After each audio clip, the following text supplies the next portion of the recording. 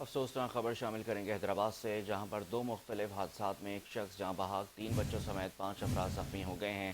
حادثات رہوکی اور ٹنڈو یوسف میں پیش آئے ہیں۔ تفصیلات جانتے ہیں جبران خان سے۔ جبران، بتائیے گا کیا تفصیلات؟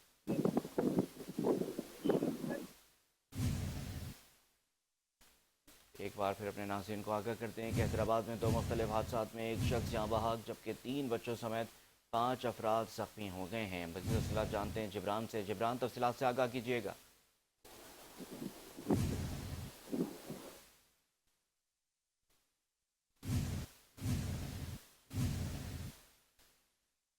اپنے ناظرین کو بتا رہے ہیں کہ حیدرآباد میں دو مختلف حادثات میں ایک شخص جاں بحق اور 3 بچوں سمیت 5 افراد زخمی ہو گئے ہیں۔ حادثات سے متعلق مزید تفصیلات جانتے ہیں جبران خان سے۔ جبران، تفصیلات سے آگاہ کیجیے گا۔